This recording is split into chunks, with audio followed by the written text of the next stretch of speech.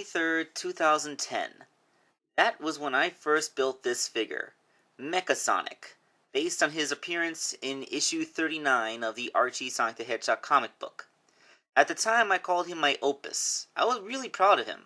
I brought him and a bunch of other Sonic custom figures to my first Comic-Con, and Patrick Spaziante himself held him in his hand and turned him around, with a look on his face that filled me with pride. I used it to stage an action figure comic based off of one of the crack-ups, which actually got featured in the fan art section of the comic book itself later.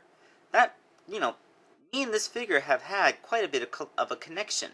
I was really proud of him. Sadly, after 6 years, he'd fallen into a state of disrepair. The polymer clay that I used back then had a tendency to crack and crumble, probably because it couldn't cure properly or change size subtly.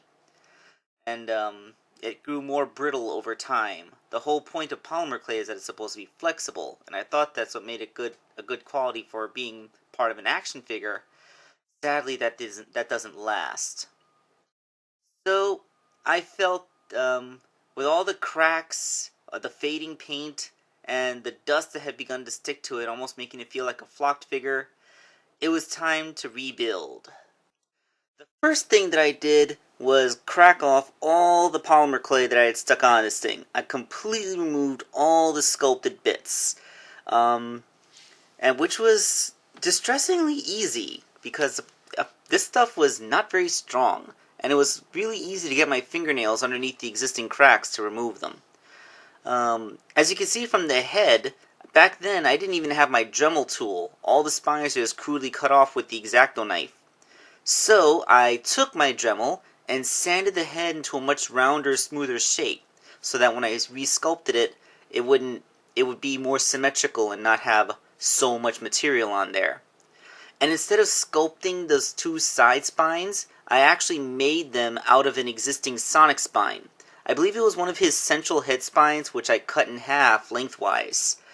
Then came all the resculpting. Basically, I rebuilt it exactly the same way, except using epoxy sculpt, which is much more durable.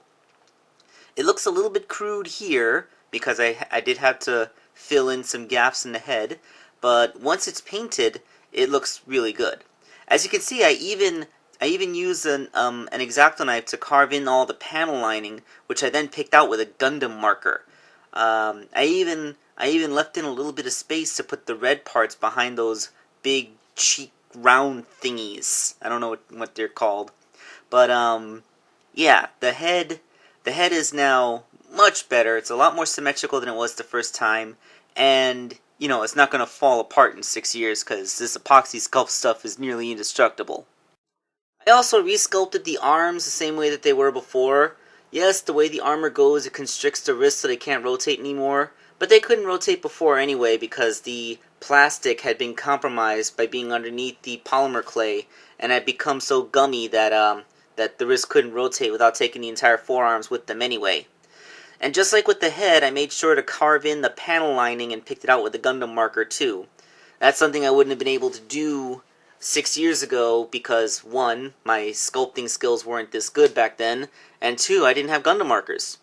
The body's the same thing. It was Knuckles' torso. I added those 2 little bits to the chest, the one big spine he has in the back, and that little belt.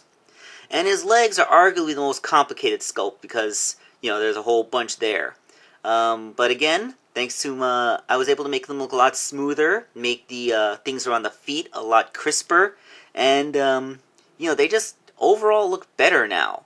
So let's go ahead and put Mecha Sonic back together so we can see what my opus looks like once again.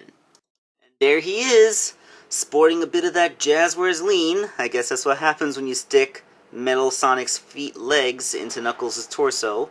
But the figure is now solid. The materials he's made out of are much more durable, and he will stand proudly for years to come this way.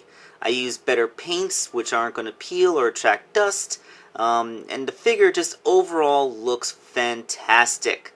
Everything is a lot smoother, a lot sturdier, a lot stronger, and once again, this is just one of my best figures. I loved him all the way back then, and he's back to his full former glory. And now, the reason why I chose to rebuild him now. He's going to be the raffle prize for next month's Patreon raffle. So over the month of November, the people who donate $10 will get a chance to win him. So see you then. This is Wakeangel2K1 signing off.